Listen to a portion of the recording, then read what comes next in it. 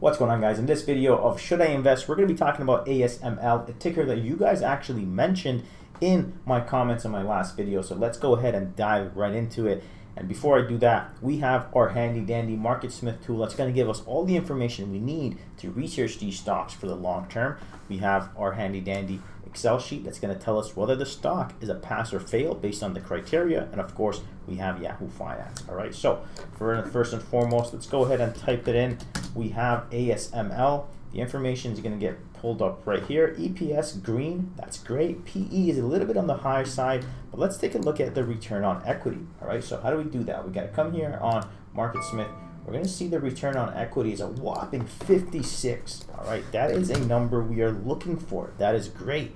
Now, what do we got? We have to go look at the total debt to total asset. Okay, that's a ratio that we want to look for. So here we are. We're on Yahoo Finance. We're going to go to financials, balance sheet, and we're going to come down and look at the total assets. So total assets is 36 million, right? We're going to plug that in. And we got to look at total debt now. So let's look at total debt right there, 27. All right, perfect. So our assets can pay our debts. This is great. This is what we're looking for. All right, so now let's look at current asset and current debt. All right, so current liabilities is 17. All right, and total current assets, great. This is another great number, right? We can see our current assets can pay off our current debt.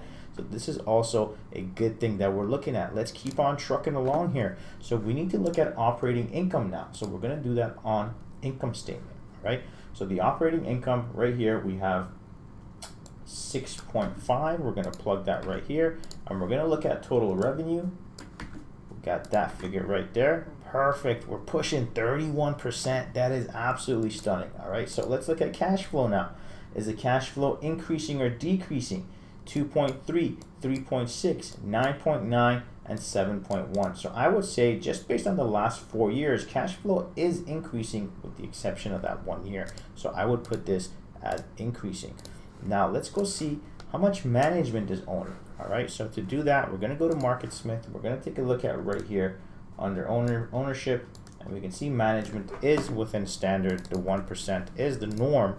And the next thing we want to see is the funds, or the fund ownerships increasing or decreasing. And to do that, we're going to come here right there, and we're going to pay attention to these numbers here. Let's take a look, guys. March 2021, 630.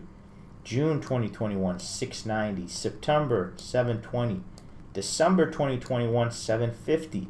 March 2022, June, September, and December 2022, ending the year with a whopping 858 fund ownership, and that is drastically increasing. We got a solid pass on this one, ladies and gentlemen. The numbers just touched everything and hit all the right spots, so we got that out of the way. So we know it's a pass. The numbers add up, right? So here's the weekly chart. Where do you start looking for entries here? All right, so essentially what we got going on right here, you can see we have a little bit of an inverse head and shoulder forming, right? That level broke out, retested, and it's kind of holding that level here, and you have a little bit of a hammer pin bar putting in right here. Okay, so for the short term, you could ride this wave right back to here, all right, as a little short-term trade. But for a long-term investment, I would probably take a look at this and maybe try to start a position possibly right here,